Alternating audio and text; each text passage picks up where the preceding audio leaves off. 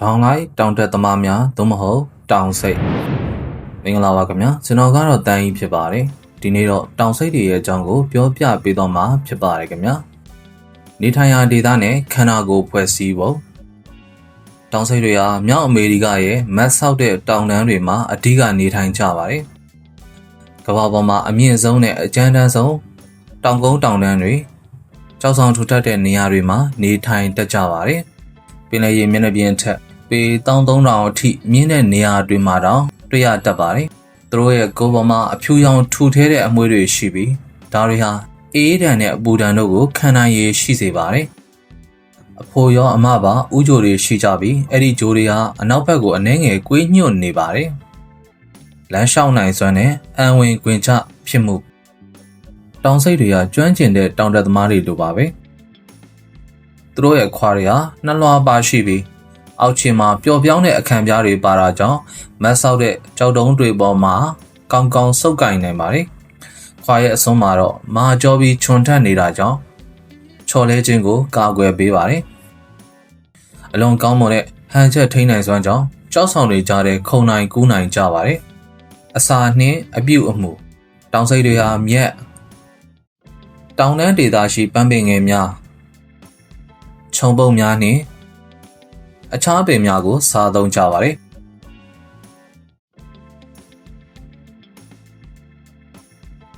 များသောအားဖြင့်တကောင်တည်းသို့မဟုတ်အုပ်စုငယ်များနဲ့နေထိုင်လေးရှိပြီးအုပ်စုဖွဲ့တဲ့အခါအမတွေနဲ့သားငယ်လေးတွေစုပြီးနေထိုင်လေးရှိကြပါတယ်။တောင်စိတ်တွေဟာသူတို့ရဲ့သဘာဝပတ်ဝန်းကျင်နဲ့အံဝင်ခွင်ကျနေထိုင်နိုင်တဲ့သတ္တဝါတွေဖြစ်ပါတယ်။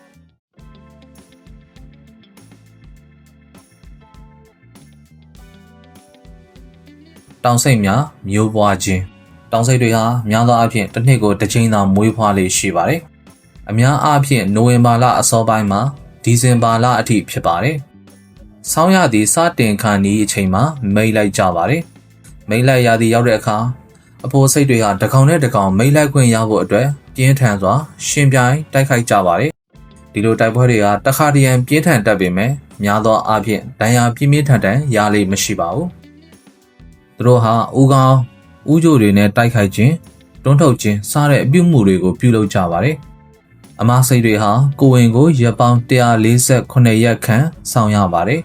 ။အများအားဖြင့်ຫນွေဦးရာသီမေလနှောင်းပိုင်းမှဇွန်လအစောပိုင်းအတွင်းမွေးဖွားကြပါတယ်။ဒီချိန်ဟာအစားအစာတွေပေါ်များပြီးရာသီဥတုကတာယာလာတဲ့အချိန်ဖြစ်ပါတယ်။တောင်စိမ့်မဟာတစ်ကြိမ်မွေးဖွားရင်တစ်ကောင်တည်းသာမွေးဖွားလေးရှိပါတယ်။တစ်ခါတရံမှာနှစ်ကောင်မွေးဖွားတာမျိုးလည်းရှိနိုင်ပါတယ်။အမစိတ်တွေဟာတောက်ဖွားဖို့အတွက်အလွန်မတ်ဆောက်ပြီးခက်ခဲတဲ့ကြောက်ဆောင်တွေကိုရွေးချယ်တတ်ကြပါတယ်။ဒီလိုနေရာတွေမှာမွေးဖွားခြင်းဟာသားရဲတလိษံတွေဥပမာဝင်းပလွေမြေခွေးလင်းယုံစတဲ့အန်ဒီရတွေကနေသားငယ်ကိုကာကွယ်ပေးနိုင်ပါတယ်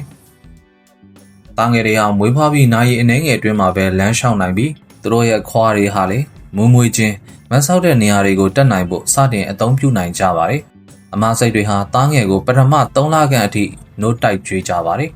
။သားငယ်လေးတွေဟာပထမဆုံးဆောင်းရသည်ကိုအမစိတ်နဲ့အတူကုံဆုံးပြီးနောက်နှစ်ຫນွေဦးရသည်မှမိခင်စီမလွတ်လပ်စွာနေထိုင်တတ်ကြပါတယ်။တောင်စိတ်တွေရဲ့မျိုးပွားမှုဟာသူတို့ရဲ့မြင့်မားပြီးအေးခဲတဲ့နေထိုင်ရာပတ်ဝန်းကျင်နဲ့ကိုက်ညီအောင်ဖြစ်ပေါ်လာတာပဲဖြစ်ပါတယ်